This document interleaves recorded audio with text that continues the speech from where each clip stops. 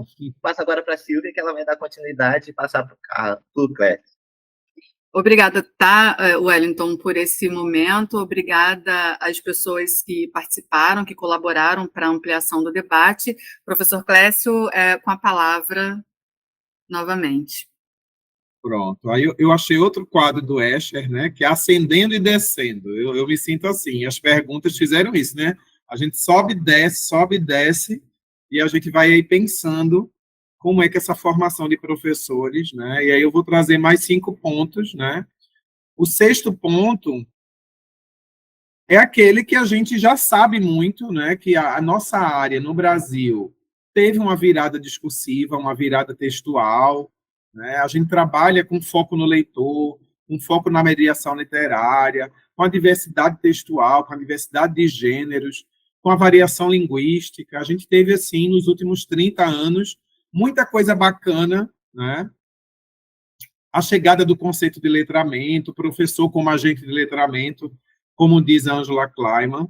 Porém, quando a gente vai observar as disciplinas, os trabalhos das disciplinas, né? O que é que acontece no miudinho, desde o primeiro dia que a gente chega num curso de graduação até o último, a gente vai vendo que essas questões vão ficando muito além, né? Então, por mais que a gente tenha um discurso oficial, um discurso acadêmico, que valorize algumas coisas, as disciplinas da graduação, tanto do campo da linguística, quanto da teoria literária, quanto da educação, parece que não consegue, né? A gente ainda está muito preso e muitas áreas não são trabalhadas. Eu vou dar 3 exemplos breves: análise do discurso, semiótica, né?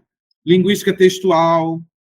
Muitas vezes é um desafio, né? E aí eu tenho que ter um professor que tem uma formação também para unidades menores, mas também para essa virada textual discursiva. Isso também não é muito bem resolvido nos cursos de letras, né? E aí isso gera muitos problemas dentro da própria formação interna dos professores, né? E o que também, aí pegando a pergunta de Beth, um outro problema político, que é a ausência da produção textual nas escolas. Por que as escolas não estão mais produzindo textos? Porque a gente só avalia a leitura numa perspectiva cognitiva bem básica. Então, a gente não está mais ensinando oralidade, a gente não ensina mais produção de texto.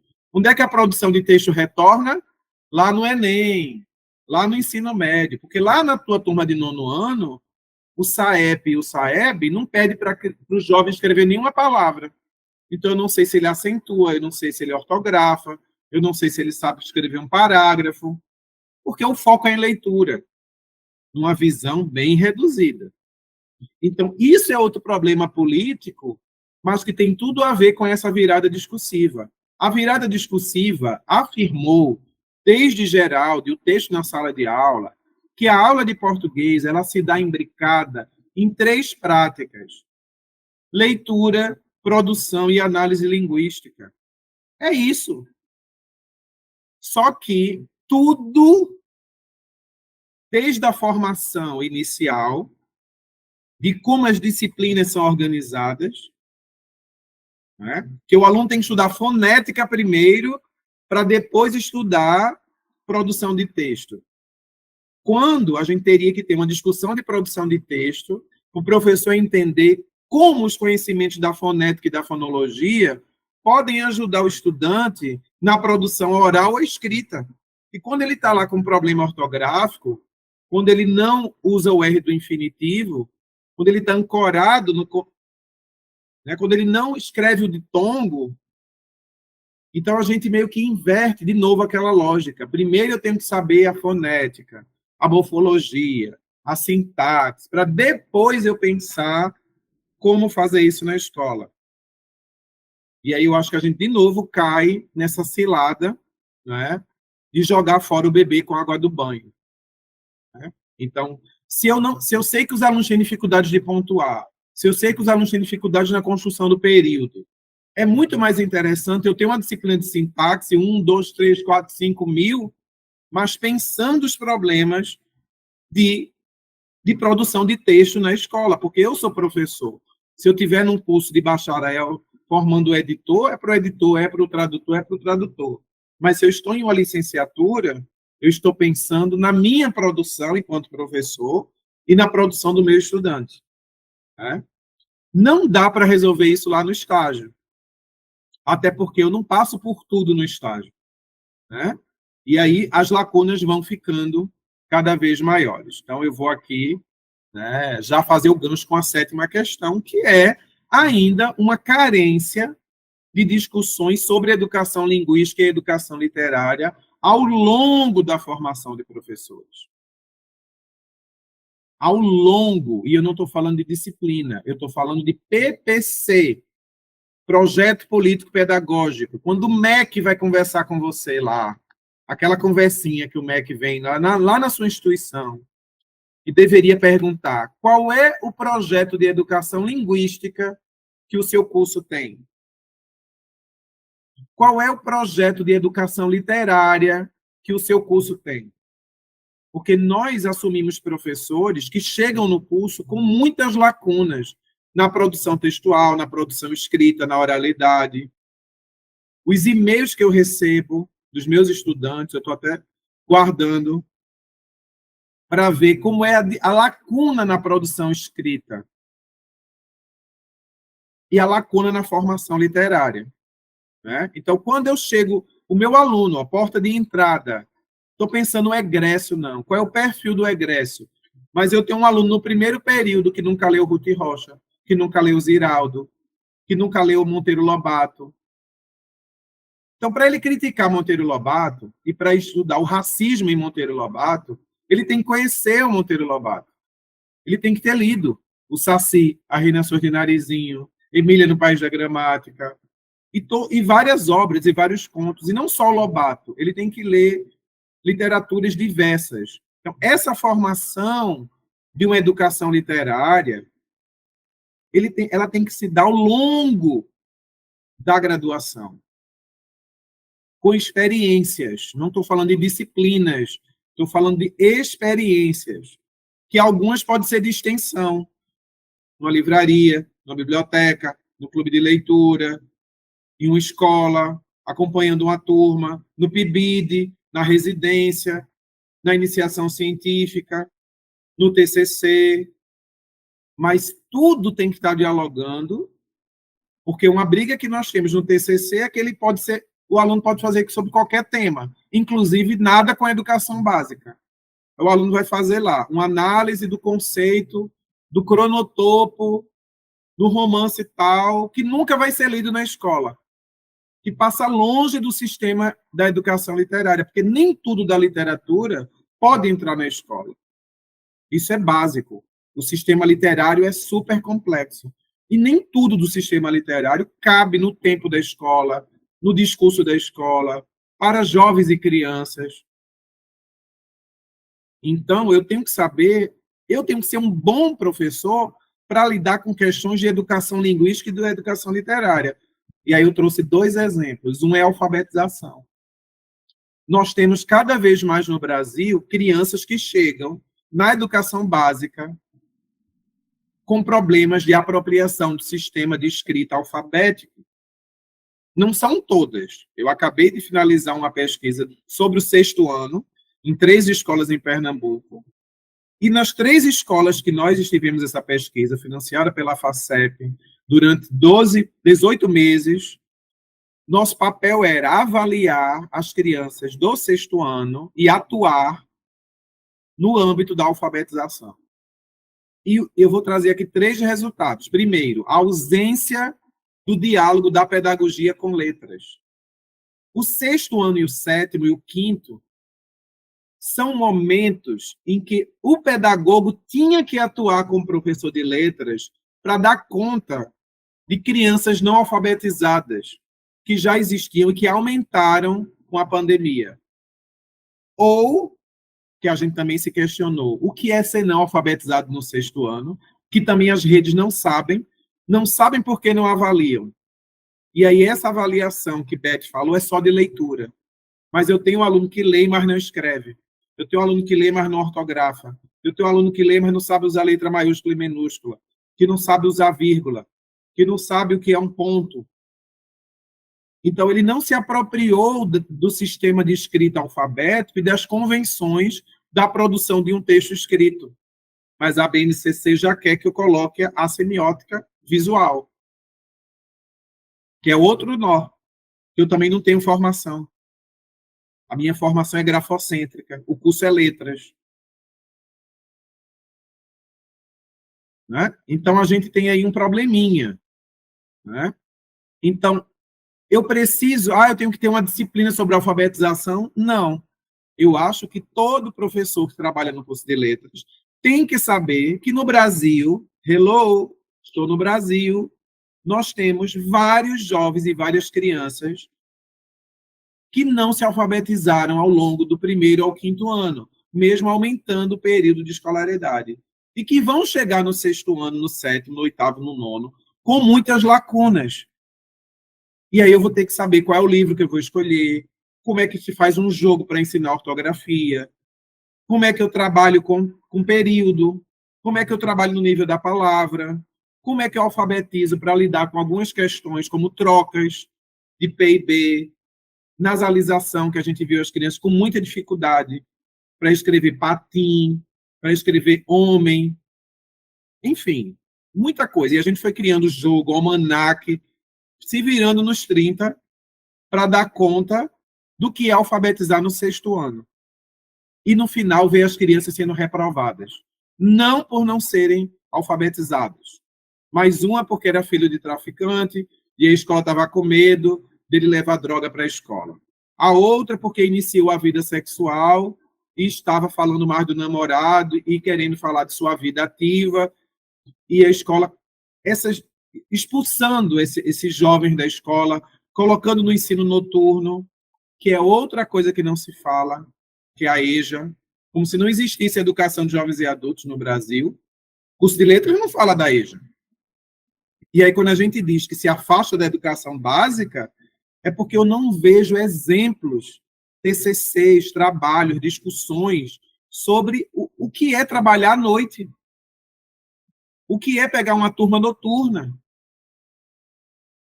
Eu recentemente disse, eu vou entrar nas escolas, e fiz uma maratona em 30 escolas, e muitas delas noturnas, que não tinham professores de física, de química, de matemática, só tinha professora de inglês e de espanhol, que ficava de 7 às 9 da noite com a turma. Existe EJA no Brasil, existe EJA, existe inclusive PBA, Programa do Brasil Alfabetizado. Existe EJA, primeiro segmento, segundo, terceiro, quarto, ensino médio, ensino noturno. E a gente fala como se nada disso acontecesse, porque nós temos colegas que se negam a dar aula à noite, mesmo com o Reúne. Tem colegas da graduação que só querem dar aulas manhã e tarde. Noite não é para ele, não é para ela. Né? Imagina pensar um ensino noturno. Quem é que vai? Né? E aí um outro ponto é esse, né? Eu tenho também bibliotecas escolares. Eu quis trazer só pontos que a gente poderia estar pensando. E aqui eu poderia, e vocês e outras pessoas irem levantando várias questões, né? Bibliotecas escolares ausentes. A gente não discute o papel das bibliotecas escolares, os acervos, o papel dos professores dentro da mobilização desses espaços. Então, chegando aí no 8º ponto, o curso tem que ter uma clareza que ele está preparando um profissional para fazer uma curadoria docente e para fazer maneiras de fazer. Eu estou trazendo aqui esse conceito para não falar de planejamento, para não falar de ensino, que é de um texto da Cecília Baju, uma pesquisadora argentina que o grupo de pesquisa está lendo. E ela fala das maneiras de fazer. E eu gostei muito dessa ideia, que a gente fica muito falando, o professor tem que planejar. Não, ele tem que ter maneiras de fazer. E nós temos um Prof. Letras, com 40 unidades no Brasil, com muitas maneiras de fazer. E eu acho que os alunos da graduação precisam dialogar mais com o Prof. Letras e ler as dissertações do Prof. Letras, porque cada dissertação de um mestrado profissional traz uma maneira de fazer para aquele contexto, naquela realidade. Ora é no Rio, ora é no Amazonas, ora é no Pará, ora é no Paraná, ora é em Pernambuco, ora é na Bahia. E são maneiras de fazer. E, normalmente, essas maneiras de fazer trazem exemplos das práticas para os objetos. Né? Porque o aluno vai googar, vai procurar no Google como planejar uma aula. Mas tem que ter princípios. E esses princípios nem sempre são claros, por exemplo. Pensar da prática social para os objetos de ensino. Isso tem que ser um princípio que o curso de letras como um todo deve abraçar. Né? Mesmo quem trabalha com unidades menores, que são super importantes. Porque nós trabalhamos com unidades menores. Mas a gente precisa pensar sempre da prática social para os objetos. Né? E quais são também a seleção desses objetos de ensino, que tem a ver com a pergunta de Beth, uma pergunta também de Eliane e de outros colegas aqui. Né? Como é que eu seleciono esses objetos de ensino? E como é que se dão as interações em sala de aula? Né? Por exemplo, eu fui observar aulas, e eu vou falar pouco sobre isso, senão eu vou ficar 10 horas falando. Mas eu vou levantar 3 pontinhos, por exemplo. Uso do quadro negro. Meus alunos, eu percebi que eles não usam quadro. Quadro branco, né? O uso do quadro. Quadro escolar. Eu acho que isso é um problema, porque quando um professor não sabe usar um aparelho, um instrumento que foi utilizado para o ensino mútuo, ele não consegue sistematizar. Né? Ele não consegue elementarizar. Então, você está discutindo, como eu vi uma aula sobre Haikai, que os alunos não sabem o que é Haikai, e a professora nem escreveu no quadro a palavra Haikai. Então, ela falava Haikai, e os meninos e meninas nem entendiam o que, é que ela estava falando, porque nem tinha no quadro o tópico da aula, que seria uma aula de Haikai. E ela nem escreveu um Haikai, nem distribuiu. Né? E olha que era aula de estágio, em que eu tinha aprovado o plano de aula. Mas não tinha no plano de aula que a professora não ia escrever no quadro. Você lia o plano, estava ótimo. Mas você chegava na aula, o professor rasga aquele plano e faz outra coisa. Ou tem coisas que não estão previstas no plano, mas que tem que acontecer. Eu assisti a aula de uma professora sentada. Ela leu o conto Maria, de Conceição Evaristo, sentada. E não foi bom ela ficar sentada, porque toda a dinâmica da interação, toda a dinâmica do conto, os alunos choravam com o conto. Ela nem sabia, porque ela não estava olhando, circulando e vendo, além de uma aula que era em fila e não era em círculo.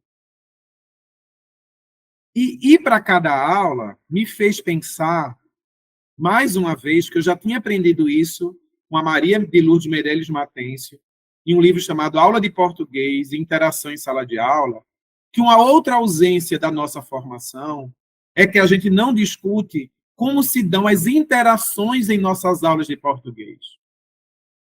Eu vi aluno dando aula só para um aluno. Eu vi aluno criando polêmicas com uma aluna trans, mulher trans, na frente dele, e ele criou uma polêmica, a aula todinha com essa aluna, foi a aula todinha do estágio, ele dizendo uma coisa e a aluna dizendo outra. Porque ele levou um poema do Tiago de Mello sobre os direitos humanos, e a aluna dizia que aquele poema não falava do direito dela, mulher trans, violentada, e o aluno insistindo que o poema falava. E ele praticamente ignorou a turma e ficou no embate com essa estudante. Eu saí super mal da aula, passei quase 2 horas depois conversando com esse aluno e com o professor supervisor do estágio. Então, nós precisamos também ter formação para aprender como é que a gente interage em sala de aula. como Silvia disse, eu estou introduzindo os estudantes na interação acadêmica, como é que se apresenta. Maravilhoso. O mesmo movimento eu tenho que ter. Eu agora vou voltar para minhas aulas de estágio ensinando como é que entra na sala de aula, porque meu estagiário entrou e ficou sentado numa cadeira, entrou e não deu bom dia, entrou e não perguntou como é o final de semana da turma, entrou e não leu um livro, entrou e não discutiu nada do que estava passando no mundo, já virou as costas e começou a copiar no quadro. Isso significa interação humana. E os alunos com o celular, não na mão, mas no fone. Porque eles colocam o ponto. Não é só o William Bonner que tem ponto, não. Todos os estudantes agora vêm com fone, mas não é aquele fone mais visível, não. É um ponto que você... Um fone invisível, quase invisível, que eles colocam aqui, deixa um sem para escutar a aula e deixa um com para ouvir a música, o podcast, alguma coisa. O jogo. Então, como é que eu interajo com a turma que está jogando celular, que está pedindo para passar um Pix? Eu estava em uma turma, o aluno, ei, menina, vem cá, passa um Pix para mim, olha isso aqui, olha tal coisa, isso e aquilo outro. 7h da manhã, a aluna tira 6 pacotes de pipoca da bolsa e começa a comer. Como é que eu interajo com a aluna comendo pipoca às 7h da manhã na sala de aula? Então, isso é pensar interação em sala de aula. Será que eu não tenho que ter um tapete grande para sentar? Será que eu não tenho que começar a aula na área externa? Será que eu não tenho que fazer outra coisa? Será que eu tenho que levar para a biblioteca? Será que eu tenho que negociar alguma outra sala? Será que eu tenho que pensar a estrutura da escola? Será que eu tenho que ter uma outra dinâmica? Será que eu tenho que ter aula dupla com outro professor e quebrar essa coisa de aula com professor centralizado e ter aulas com docência compartilhada? Porque a BNCC, eu não faço a BNCC sozinho. Eu fiz experiências na pós-graduação com alunos pedindo para usar a BNCC em sala de aula. Eles fizeram em trios. Até eu acho que Beth fez essa disciplina e até acabou de publicar um artigo sobre essa experiência. Mas ela sozinha, eu acho que ela não faria, porque exige trabalho em grupo, muito professor, muita coisa, muita dinâmica, muita tecnologia. Então, a BNCC não é para um professor sozinho. Ela é para equipes entrar na sala de aula e dar aquela aula. Eu consigo. Mas eu sozinho, eu acho que eu não dou conta. Né? Então, é nesse sentido, né, que eu queria falar aqui também de que essa curadoria e dessas maneiras de fazer exigem também novos modos de ensinar com as culturas digitais. A pandemia colocou isso. E chegarão outras pandemias, infelizmente, porque nós não estamos sabendo lidar com o meio ambiente. A gente está vendo o que está acontecendo no Brasil, infelizmente, né, o Rio Grande do Sul e outros estados. Então, como é que eu vou dar aula online? Como é que eu vou dar aula? Quando chove aqui em Recife, tudo para. Mas a universidade tem a lei que não pode dar aula online. Olha que encontro massa. Eu não poderia chamar a Silvia para conversar com meus alunos? Eu agora estou num projeto que é uma tentativa de unir uma professora do Colégio de Aplicação da UFMG, uma colega de Tocantins, que vai estar na aula dela, presencial, e eu vou formar uma turma online aqui em Pernambuco. E a gente vai fazer um curso em que uma professora vai estar presencial com a turma, vai ter uma professora do Colégio de Aplicação, e a minha turma, que não é uma turma, mas eu vou abrir 15 vagas, vai ser uma experiência para a gente entrar na ideia da formação do leitor literário a partir dessa troca. Educação básica, educação lá do Tocantins, educação de Pernambuco, online, presencial. Como é que a gente mistura isso? Novos modos digitais. E como é que essas pessoas vão se interagir? Trocando cartas. As colegas de Tocantins vão mandar cartas para as colegas de Pernambuco. Está tudo na cabeça, viu? Não tem nada pronto. A gente está planejando esse curso. Mas são novos modos. Eu tenho que lidar com o digital, eu tenho que lidar com o analógico, mas eu tenho que fazer coisas. Não dá para ficar só na aula. E aí eu acho que outra dimensão do curso é como é que eu dou conta do digital. Né? Que experiências eu posso ter hoje? E são muitas, viu? Inclusive interculturais. A gente poderia estar aqui conversando com o pessoal de Moçambique, com o pessoal de Angola, com o pessoal de Timor-Leste. Né? Uma amiga fez uma aula super especial. Ela chamou um grupo para contar a história lá do Timor-Leste. Apesar do fuso horário, que eles estavam à meia-noite, e nós estávamos aqui quase meio-dia. Mas foi incrível.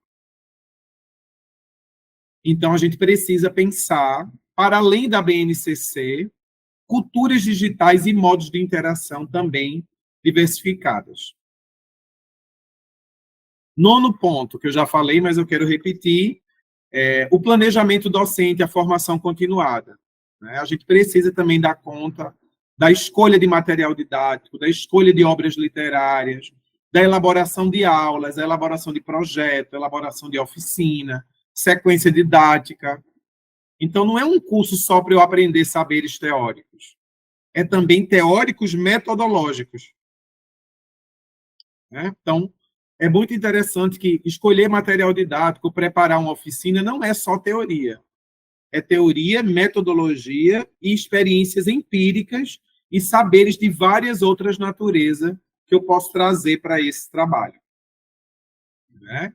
Então, para eu fazer uma oficina sobre ciranda, que é uma dança típica aqui de Pernambuco, não é só o saber teórico sobre a ciranda. Eu também vou ter que, talvez, trazer um cirandeiro, também trazer o professor de música, também trazer alguém lá da comunidade que dança ciranda, também ir lá no músico, no cancioneiro, para trazer alguém que canta ciranda, que é esse agente de letramento que a Ângela Kleiman tanto fala e que a gente precisa também mobilizar. E o 10º, para não dizer que eu não falei dele, eu fiquei com medo de começar por ele, porque senão eu não pararia de falar. Que os saberes docentes são bem complexos. Eu espero ter deixado isso bem evidente. Mas nós temos nos cursos de licenciatura 2 tipos de estágio, o obrigatório e o não obrigatório. E eu acho que a gente precisa dialogar mais esses 2 estágios. Aqui na UFPE, o não obrigatório é muito invisibilizado. A gente nunca nem sabe que tipo de estágio não obrigatório os alunos fazem. Eu coordeno o estágio no curso de pedagogia. E eu estou com a grande demanda de visibilizar o estágio não obrigatório. Né? O não obrigatório. Né? Por exemplo, os alunos de pedagogia fazem estágio cuidando de crianças com deficiências. Como é que eu faço isso? Né? Sem uma formação ainda, ou em processo. Né? Alunos de pedagogia que vão para as escolas bilíngues de elite, mas o curso de pedagogia não tem discussões sobre bilinguismo. Então, eu vejo muitos estudantes, por exemplo, sendo corretor de redação de escolas de elite aqui em Recife. Mas a gente é contra o trabalho com redação. A gente não acha que é um bom trabalho, mas ele lá no estágio não obrigatório está fazendo justamente na escola privada que paga para ele corrigir redação. E eu vou fingir que isso não existe? Como é que eu faço? Né? E aí vem o estágio obrigatório. Eu tenho que cuidar do campo de estágio, eu tenho que ter um professor supervisor que não apenas assine ficha. Na minha experiência agora em 30 escolas, eu encontrei a grande parte dos professores, com todo o respeito, e que eles já fazem muita coisa, mas que são professores que acolhem. Eles acolhem super bem. Mas tem uma dificuldade enorme de dar feedback. De dizer, sua aula não foi boa. Você não trouxe a obra literária que você falou. Você não usou o quadro. Você foi preconceituoso ao falar tal coisa.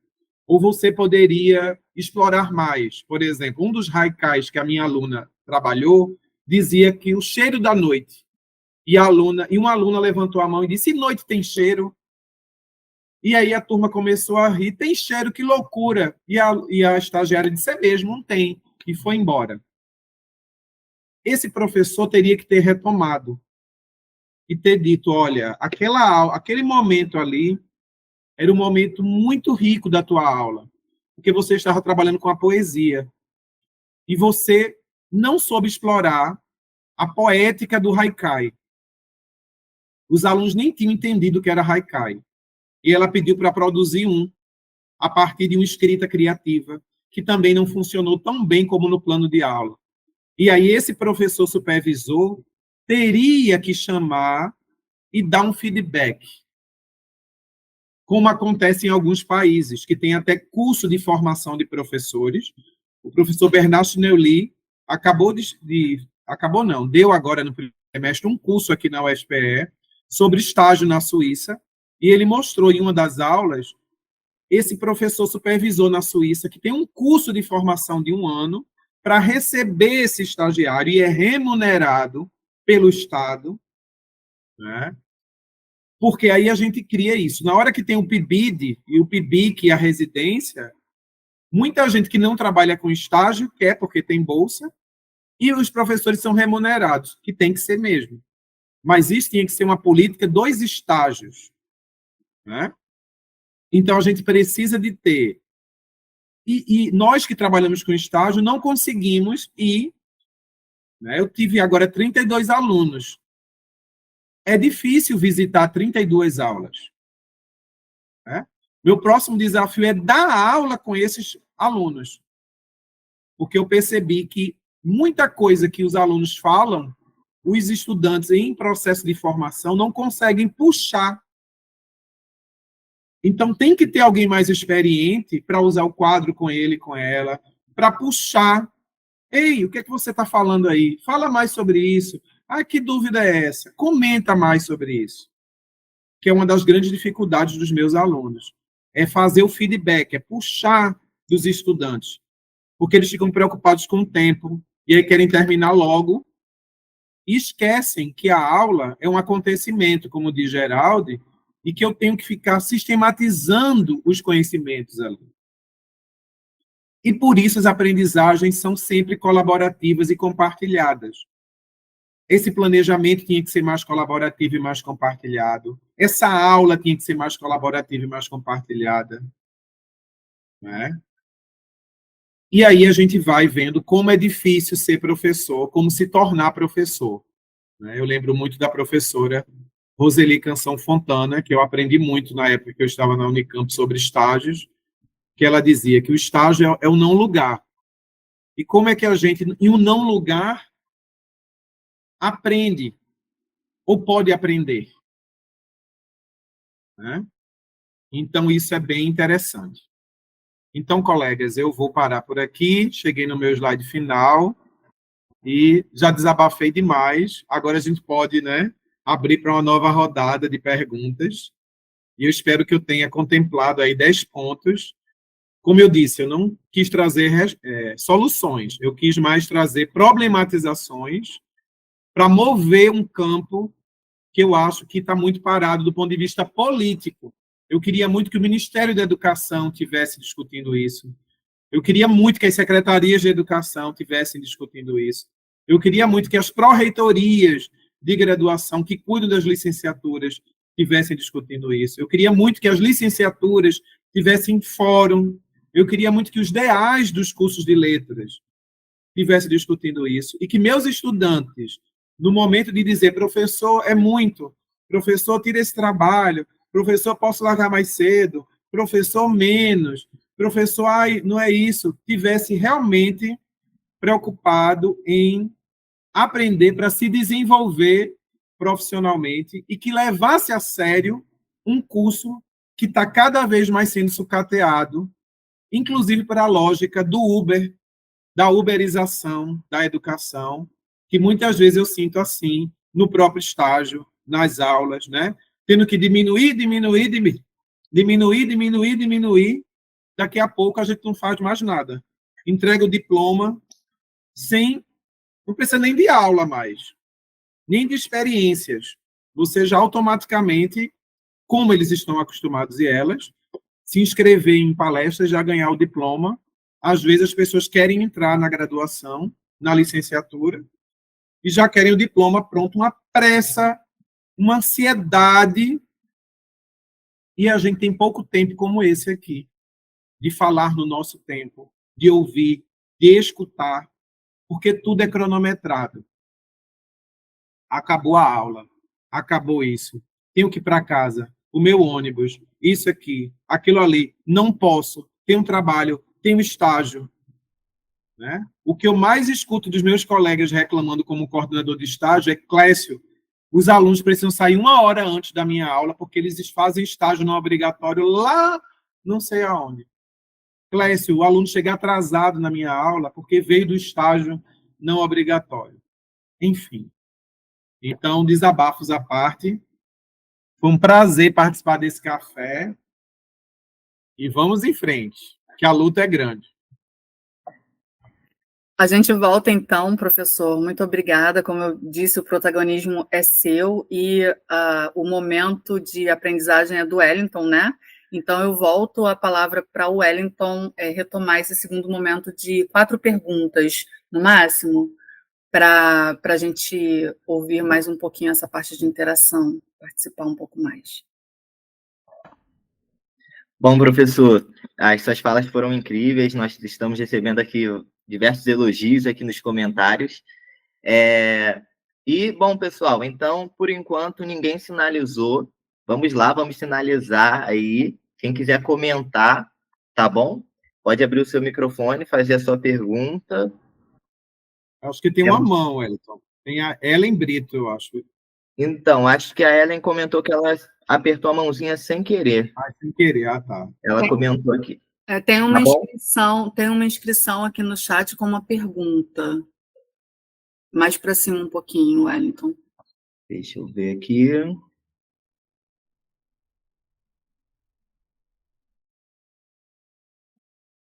Só um instante, que eu estou procurando. Ah, tá. Bom, a Isabela Bicalho, ela tem uma pergunta para fazer. Então, Isabela, com a palavra, pode estar com a palavra, pode falar, tá bom? Ela está sinalizando aqui que não consegue usar o microfone e colocou a pergunta aqui no chat mesmo, Wellington. Deixa eu encontrar. Abaixo da inscrição. Alguém quer ler a pergunta da Isabela?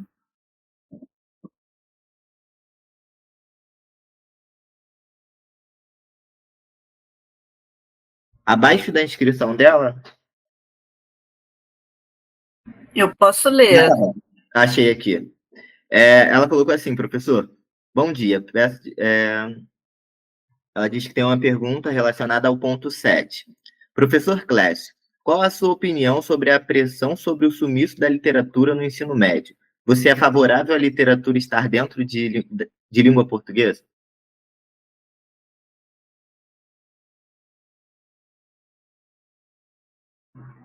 Adorei a pergunta. É de Isabela Bicalho, é isso? Isso. Então, adorei a pergunta, né? Primeiro, de fato, a gente tem no Brasil, né, essa virada discursiva, essa virada textual, né? O que aconteceu? A gente até escreveu uma carta para a Abralic, está disponível, né? E a avaliação que fizemos é que, infelizmente, né, algumas áreas, como a da teoria e da crítica literária, ainda não se aproximaram tanto das questões sobre ensino e sobre educação literária. Então, a gente está falando do esvaziamento da escola, mas é um esvaziamento que as próprias licenciaturas deixaram isso acontecer. Né? Há vários relatos de pessoas, e todo mundo que fez o curso de letras pode lembrar, né, que muitas vezes as disciplinas, talvez, da linguística, né, discutiam mais questões de ensino, e as discussões de literatura e ensino não eram, e eu vou falar da minha graduação, em nenhuma disciplina que eu paguei de literatura, eu ouvi a palavra escola e ensino. Né? Então, eu acho que esse reflexo acaba favorecer uma formação de professores, né, que colocou tudo no âmbito da diversidade textual. Então, olha, eu trabalho com charge, com tirinha, com conto, com crônica, com notícia, tudo no mesmo nível, porque o que vale é a diversidade textual. Eu mesmo acreditei isso durante muito tempo. Hoje, eu tenho repensado, né, essa lógica da diversidade e tenho pensado que a arte, e principalmente a arte literária, precisa ser muito mais o coração do trabalho dentro da disciplina de língua portuguesa.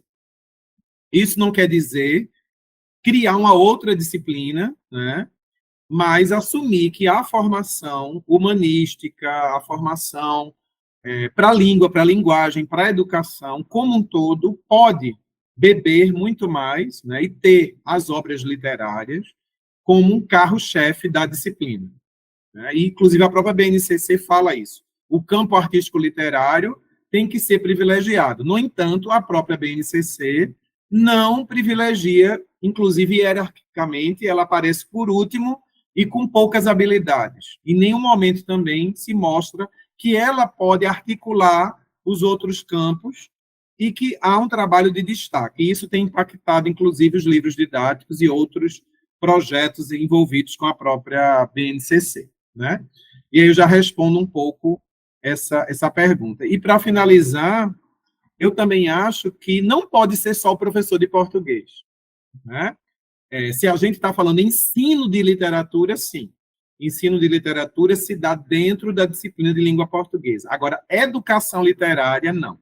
Educação literária se dá num projeto da escola. Então, o gestor tem que pensar parcerias com bibliotecas, com passeios, com visitas, né? O professor de história, de geografia, de matemática, de artes, inclusive o próprio PNLD literário, tem uma concepção de que todos os professores irão trabalhar com essas obras e até propõem atividades que não são boas, mas que eu acho que é outro problema do Ministério da Educação.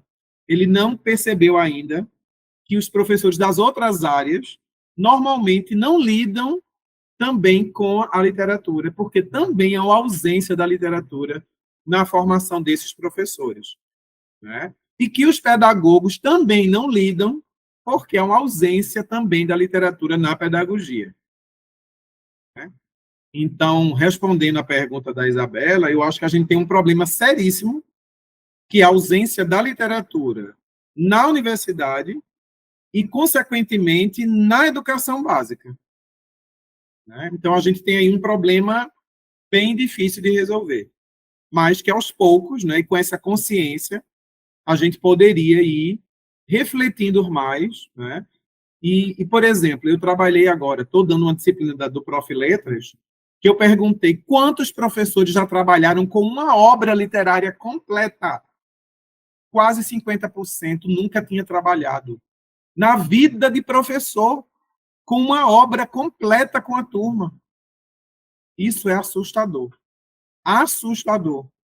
Porque a gente está trabalhando com fragmento de texto literário e com as bibliotecas amarrotadas de livros guardados, né, do Programa Nacional do Governo. Estou até lendo um, do Augusto Cury, chamado Ansiedade, Como Enfrentar o Mal do Século para Filhos e Alunos, tá aqui todo riscadinho que eu estava lendo, olhando aqui, eu escrevi, o narrador é psiquiatra, é um avô homem que vai falando para o aluno. Né? Então, vejam, o narrador, que é um psiquiatra, bullying, discurso de como evitar, falar do celular, fala voz do narrador, questões psicológicas. É uma obra, como é que a gente vai fazer? Está na escola, é bom, não é bom, é literatura, não é literatura, como é que a gente vai avaliar? Estou, assim, lendo para poder escrever um artigo de uma obra que está na escola, foi distribuída e que a gente precisa conhecer, como formador de professores. Porque os professores estão escolhendo obras assim. Mas o que é que não estão escolhendo? E o que é que as editoras não estão enviando também para o Ministério? Porque cada editora só pode mandar 2 obras.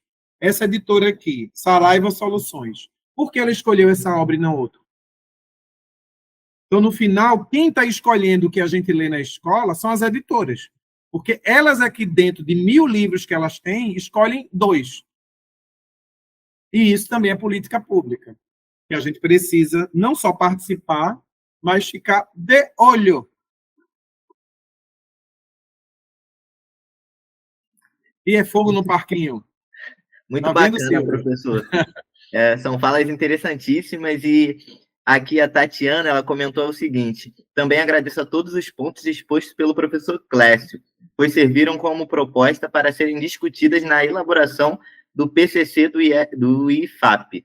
Então é interessante, né, a gente perceber como, através, o senhor comentou essa questão do meio digital, né, da gente utilizar o meio digital. Então essa conversa aqui está permitindo que a gente leve para outros lugares também esse conhecimento, esses pontos, e está permitindo essa ampliação do conhecimento mesmo. A partir dos seus pontos, a Tatiana disse aqui que o IFAP está elaborando o processo de reelaboração, né, do currículo ali, das propostas para serem feitas no no Instituto, e aí, a partir dessa conversa, a gente consegue refletir mais e fazer que esses conhecimentos, essa discussão chegue a outros lugares. Bom, muito interessante. E aí, como próxima da fila aqui, a gente tem a Elizabeth para falar, para fazer a sua pergunta, seu comentário. Então, com a palavra, Elizabeth. Clécio, desculpa, viu? É as minhas angústias aqui para você aqui agora. No ponto 7, quando você fala sobre a alfabetização e mencionou a EJA.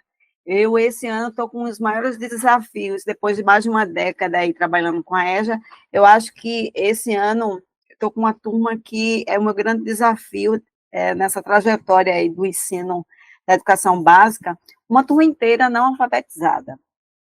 Uma turma inteira do segundo segmento não alfabetizada. A potencialidade que aquela turma tem é incrível com a oralidade. É impressionante a experiência, a oralidade, né? E eu confesso aqui para todos, né, a minha impotência diante deles. Porque na graduação em letras, a gente não aprende como alfabetizar. Já pensei algumas vezes em fazer pedagogia justamente nessa lacuna que a gente tem nos cursos, pelo menos no meu curso de licenciatura, essa questão da alfabetização, né? A minha pergunta é, eu até tenho comprado alguns livros para ler, ver, procurado algum material aí do CEL também, para dar uma pesquisada, mas tem sido um desafio para mim, ao mesmo tempo, essa angústia de impotência para ver uma turma inteira não alfabetizada, pessoas, todos adultos, pessoas idosas também, a maioria idosos. A minha pergunta, como, né? O professor da educação, eu, como professora da educação básica, colocando a pergunta para a minha pessoa, me coloco numa situação dessa, a educação de jovens e adultos, que é um segmento completamente já descriminalizado, como nós procurarmos soluções numa situação dessa, em que me encontro, né, uma turma completamente não alfabetizada, já que não tive formação específica de como alfabetizar alunos, seja do 6º, 7º, 8º, 9º, e especificamente da educação de jovens e adultos.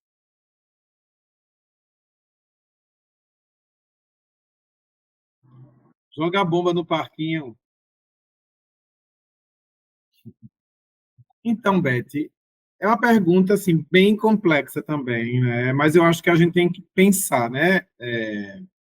Primeiro que você não deveria resolver esse problema sozinha, né? Esse problema não é da professora Elizabeth Mello, né? Esse é um problema da rede, né? Esse é um problema político, né? É um problema que esses jovens adultos e idosos chegaram no segundo segmento, né, não alfabetizados. Aí você vai dizer, então eu não faço nada. Não, eu acho que você tem, como eu faria, muitos aqui, começar um processo de alfabetização, né, que a gente não tem informação. Por isso que eu coloquei um dos pontos, né, das lacunas da licenciatura em letras, mas também da pedagogia, né? Não acho que é fazendo pedagogia, dependendo do curso de pedagogia, que você vai conseguir alfabetizar, porque meus alunos da pedagogia também não sabem alfabetizar, porque nós não temos milhões de disciplinas e horas sobre alfabetização. Os alunos têm 15 aulas para discutir leitura, escrita, alfabetização, oralidade, gênero, tudo, né? O curso de pedagogia ele é inchado, ele tem que dar matemática, história, geografia, artes, gestão, pedagogia escolar, não escolar, tem que pensar no hospital, no cárcere, na rua, no trânsito. O pedagogo é uma profissão enorme. E o curso de pedagogia também tem uma crise, que não quer pensar escola, ela quer pensar outras coisas, outras demandas.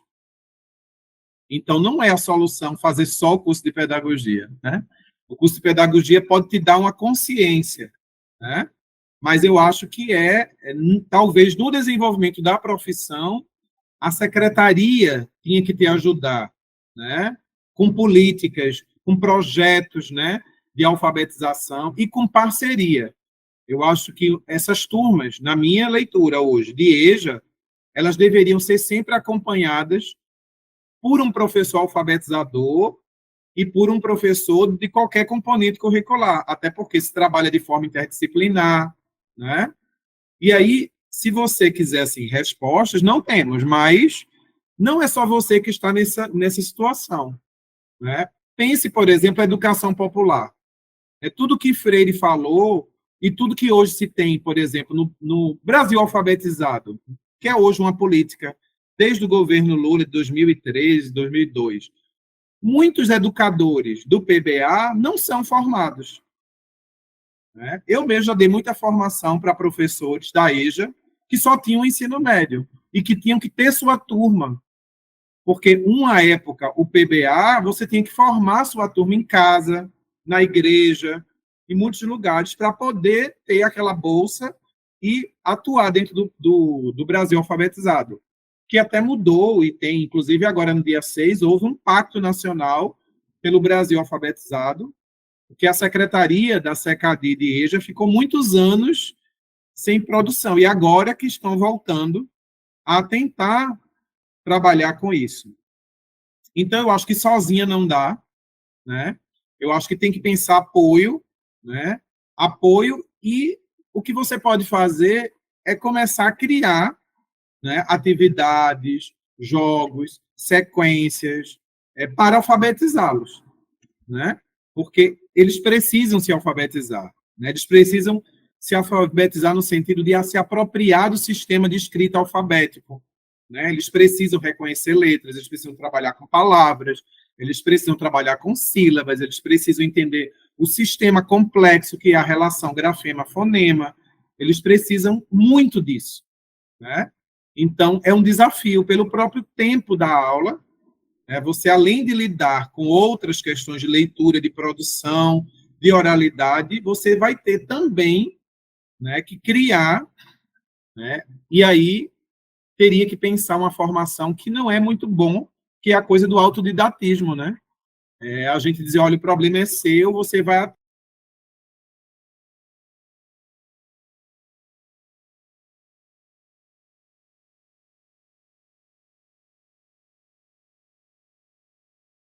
Não é muito bom, que é a coisa do autodidatismo, né? A gente dizer, olha, o problema é seu, você vai... Que é o que as políticas públicas têm feito, não só para as questões de inclusão desse tipo, né? É o aluno que está lá, surdo na minha sala, é o aluno autista, é o aluno que tem outras deficiências, é o aluno que tem outras dificuldades, e não há uma formação que dê conta de tudo.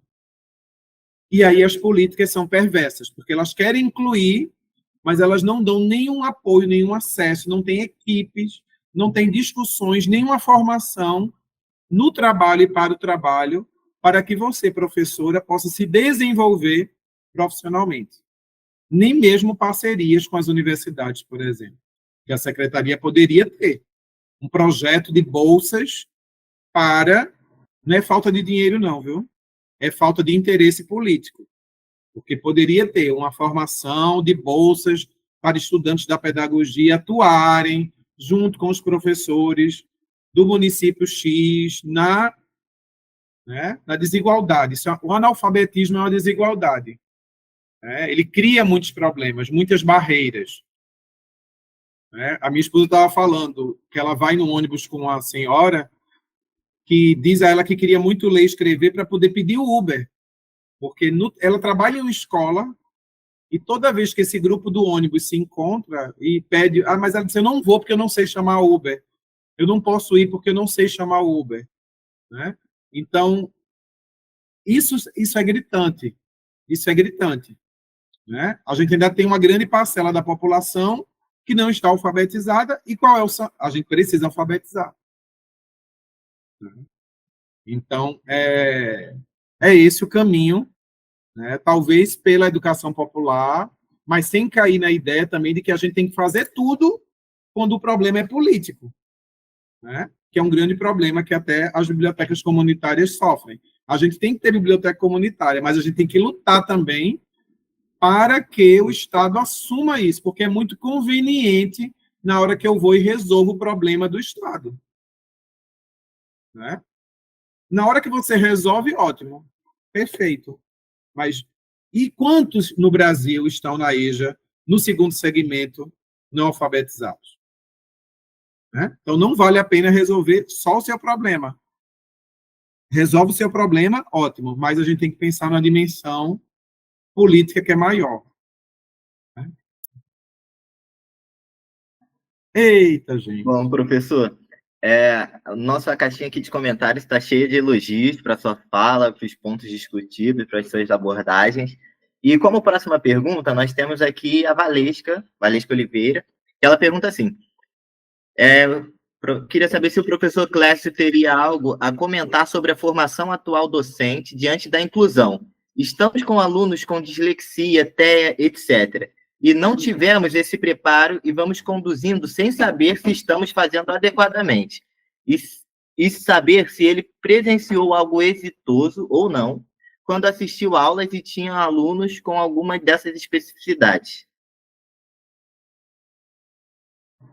Excelente pergunta, né? Aí eu vou retomar o fio do nosso distanciamento da educação básica. Os cursos de licenciatura fecham os olhos para que as turmas da educação básica são heterogêneas de várias coisas, heterogeneidade de raça, de classe, de religião, de mil coisas, e também de questões de deficiência, né? Então, presenciei vários alunos deficientes, mas normalmente sem apoio da escola, né? Escolas com alunos surdos, sem intérpretes, escolas com alunos com deficiência intelectual, sem assistência, alunos com deficiência que o estagiário nem sabia, porque o professor não avisou, e aí na hora da aula, eu observo e a aluna mesmo, nossa, eu nem sabia que esse estudante ele tinha deficiência, ou porque faltava, ou porque não foi avisado, ou porque fica mais tímido, e aí é tanta gente na sala de aula, e aí você não consegue fazer, né? E aí eu estou falando também de um estágio que aconteceu logo após o carnaval, em um semestre que começou em novembro, e que os alunos só tiveram 3 semanas para conhecer a turma e já iniciar a regência, que o semestre terminava e tinham que dar conta. Então, uma coisa caótica, né, que a gente ainda estava vivendo o calendário da pandemia e agora o calendário da greve. Então, não é o estágio que a gente gostaria, né?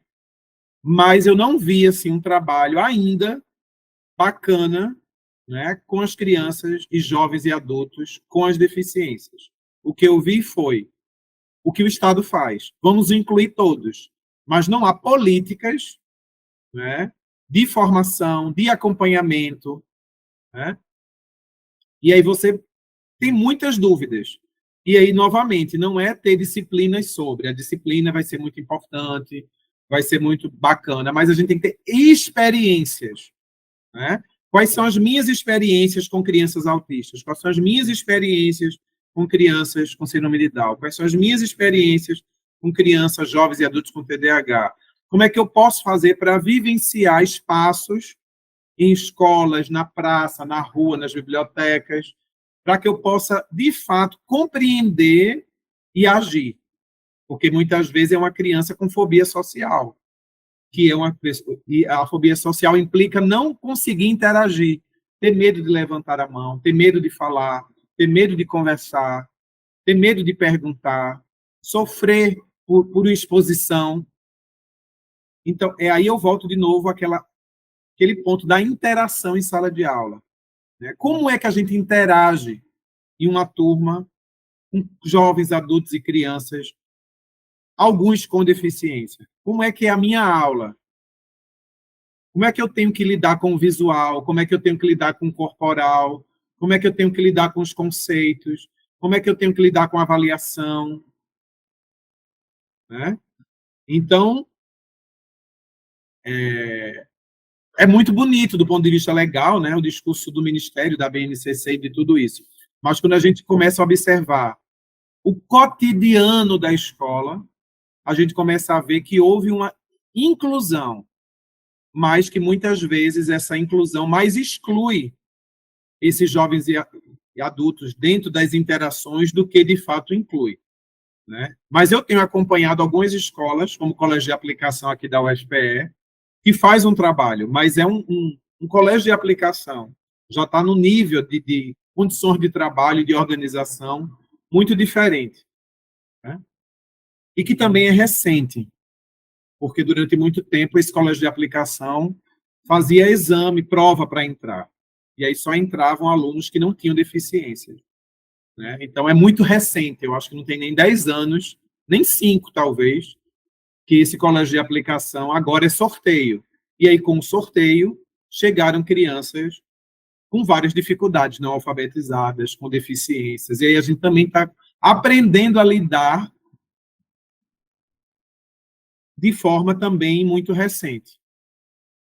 Mas eu acho que é outra lacuna para a formação de professores. Como lidar com as heterogeneidades, as mais diversas, e também as que envolvem deficiências. Bom, professor, muito bom.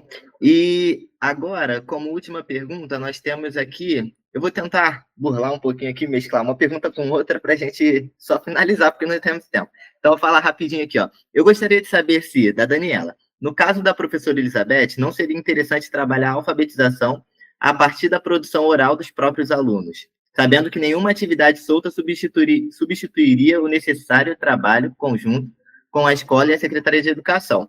Bom, e junto a ela tem a pergunta aqui da Lia Parente, que é: professor Clécio, qual a sua opinião para a nova proposta de formação de professores com pelo menos 50% de carga horária presencial?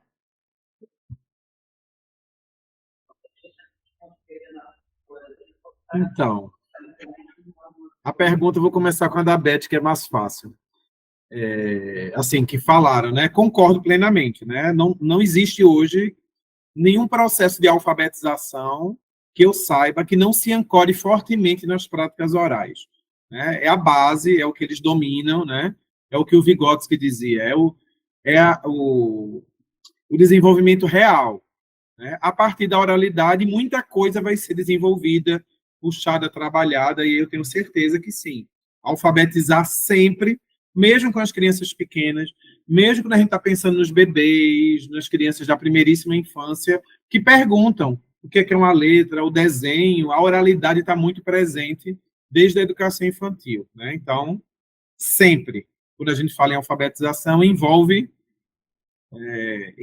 a oralidade e as práticas orais. Isso aí eu acho que eu sou super de acordo. Em relação aos 50%, eu não sei se isso resolve, mas eu acho que a gente precisa repensar, né, esse ensino à distância, pelo que eu estou entendendo, porque eu também não estou acompanhando tão forte essa discussão, né, até porque eu não trabalho no curso EAD, eu vou dar agora uma disciplina, mas por questões pessoais de carga didática, mas eu já soube que eu tenho 80 alunos, eu já estou pensando como é que eu vou dar um curso em EAD sobre letramento para 80 alunos, né, na mesma universidade, né, na universidade aberta, no curso de letras à distância da UFPE, que vai me dar uma disciplina com 80 alunos. Enfim, fechou parênteses. A gente vai ter que pensar. Eu não acho que é a presencialidade que garante, porque senão a gente diria que nós temos excelentes cursos presenciais, né? Mas é o tipo de interação que eu tenho dentro desse presencial. Eu acho importante, sim, ter momentos presenciais, como eu acho que o curso presencial não mata também ter momentos híbridos, momentos em que a tecnologia vai entrar para várias questões. Mas a pergunta é, o que é que eu vou fazer com isso? É a mesma questão do ensino integral, do semi-integral. A gente aumenta o tempo, mas a gente não sabe o que faz, né? Então, os alunos estão lá mais tempo na escola. Por exemplo, esses alunos não alfabetizados que eu acompanho, eles estão lá na escola, no ensino semi-integral, mas não tem aula de teatro, mas não tem aula de leitura, assim, não tem aulas de leitura literária fixa numa grade, por exemplo, para eu fazer um clube do livro, um clube do xadrez, isso e aquilo. Eu não tenho um trabalho com o corpo, eu não tenho oficina de dança, eu não tenho tanta coisa, então eu tenho integral porque eu fico mais tempo, mas eu fico mais tempo fazendo do mesmo, né? Então, isso é a mesma coisa. Não adianta eu aumentar a carga didática e dizer, não, agora é presencial, se eu não tenho uma estrutura, se eu não tenho uma mediação, se eu não tenho... Então, eu tenho que pensar, não é só o presencial ou não presencial, mas é o que eu faço nesse presencial e o que eu faço nesse à distância, que exige um domínio, né? O EAD tem um domínio muito grande de eu querer fazer, eu ter meu tempo, eu organizar o meu tempo de aprendizagem, eu fazer de outra maneira, e isso tem que ser muito bem organizado, né? Então, eu acho interessante ter o presencial, mas eu acho que isso não garante.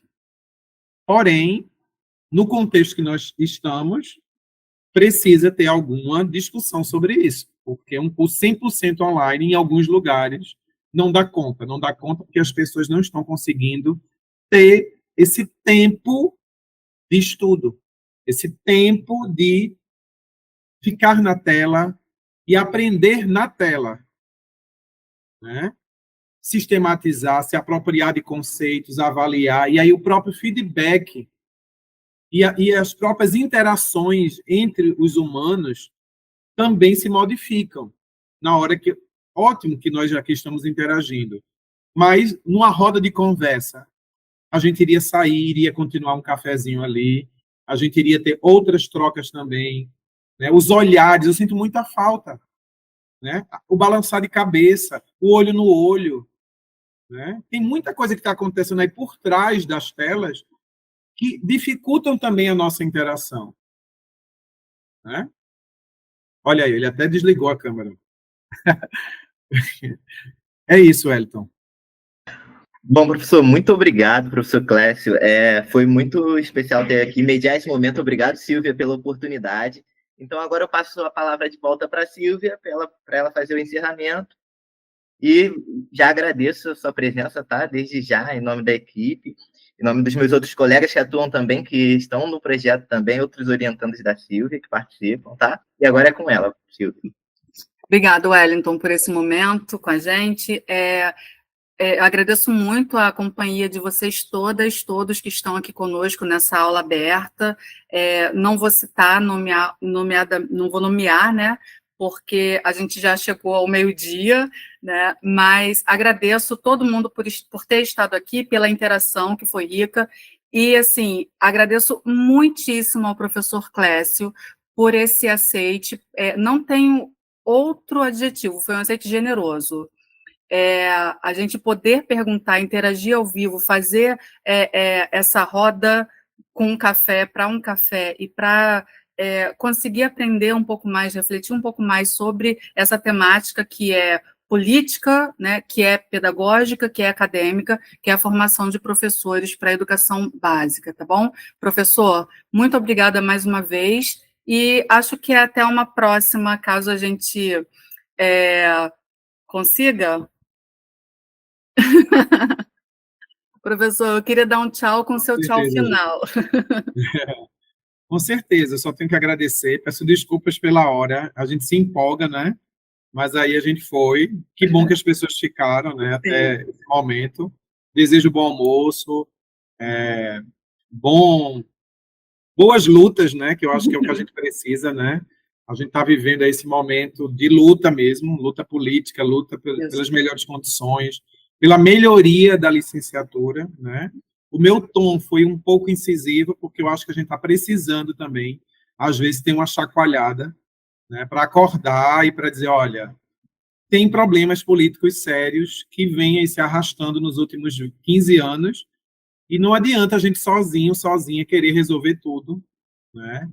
Quando a gente tem, eu nem vou dizer, para não depois ser processado, caso esse vídeo, né, venha circular no YouTube, mas alguns senadores, senadoras, deputados e deputadas, ministros, né, e prefeitos e secretários que não entendem de educação, mas estão com a mão decidindo, governando, lidando com dinheiro público. Isso, para mim, é o mais perverso hoje em dia.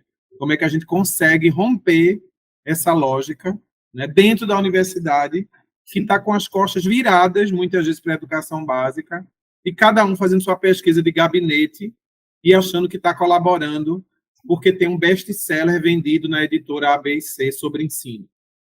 Enfim, é sobre isso. Eu acho que a luta é muito maior do que isso, né? E a própria CAPES precisa também acordar, e todo mundo dizer, gente, vamos lá, né? A luta é muito mais alta do que isso. Obrigado pela oportunidade de falar o que eu penso, né? Nem sempre a gente consegue. Obrigada mais uma vez. Tchau, pessoal. Assim a gente encerra a gravação do vídeo e encerra também esse momento que foi de despedidas, mas com esperanças e que a gente continue na luta, tá? Até mais, gente. Um abraço.